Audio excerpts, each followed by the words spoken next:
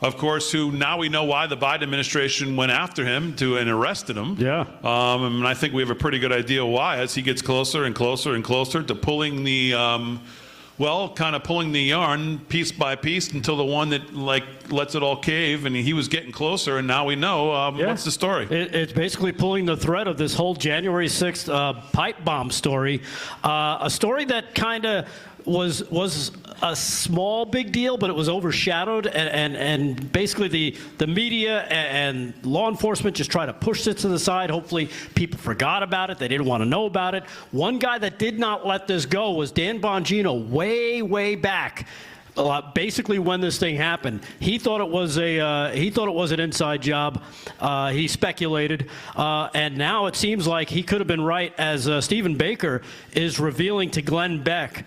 This all broke, and Damon mentioned it, that Stephen Baker was arrested for looking into this story. Well, now that he's out, he's continued doing the investigative work on this story. According to him and Joseph Hanneman, they've spent years working to identify the masked individual who placed pipe bombs near the headquarters of the RNC and DNC on January 5th.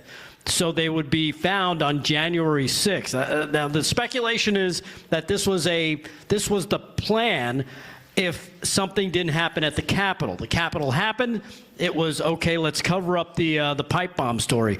Baker, whom the Biden FBI arrested over his January 6th reporting, revealed to The Blaze co-founder Glenn Beck just on Wednesday that they finally looked into the suspect and they pretty much figured out who this person was. Kevin, anything else you wanted to add on this before we get to the first cut? Yeah, I'd love to. And this is about the cut. Thank you, Rick. Here's what's going on. The same Mr. Baker, he had an article before this where he mentioned that in the video we're about to see, I assume this one, they reduced the frame rate so that it would become very difficult to do a forensic analysis on what they call gait analysis, the way someone walks. So you can watch someone walk, and the gait analysis can help you figure out who that is. It's not as close as a fingerprint, but it will help. So someone went in and they fiddled with that so that they couldn't do that at all. But now that they've gotten it back where they want it, it was the gait analysis that led them to this person. And take it away, Mr. Delgado. Yeah, well, just let me say that's what I was going to get to before. This is the win that Kash Patel is going to need, because they're going to let him announce this, that he broke this story. This is going to be his story because he is in the doghouse with the public. So that's where I was going with it before we were talking. But right. We got chipped out. And you could actually see once this comes out, Dan Bongino might step away from his job at this point, because he said going in, this was going to be his top priority going in. So here's cut number 3. Here's Baker and Glenn Beck talking about basically what they found and pulling on that thread. Cut number 3. Check this out.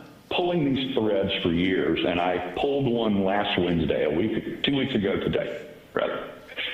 And when I pulled this thread, I was so shocked by what I saw, I immediately took it to a source in one of the most important, highest level investigative federal agencies in the country.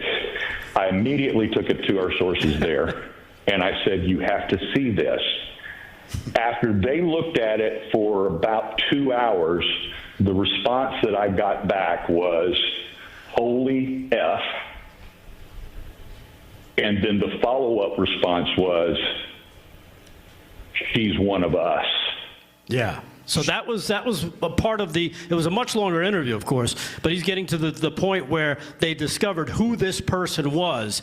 And it's basically, I don't know if you've got the picture there, you want to throw this up, Aaron, but this is the picture of Shawnee Kirchhoff. Shawnee Kirchhoff has been named as the Capitol Police officer that is that person who planted these bombs. And here's cut number 4. When Kevin's talking about the gait analysis, this is what he's talking about and how they identify. Cut number 4, check this part out. What's your confidence level in this story? I can give you forensic estimates. I will tell you that from gait analysis, that's the analysis of the hoodied bomber on the evening of November 5th, compared to the gait analysis of this individual in private life and at work, that the actual software hit at a 94% accuracy. Then human analysis from the experts in intelligence is much higher. They looked at it and went, my God, that's it. You've got it. And put things in motion as a result of that.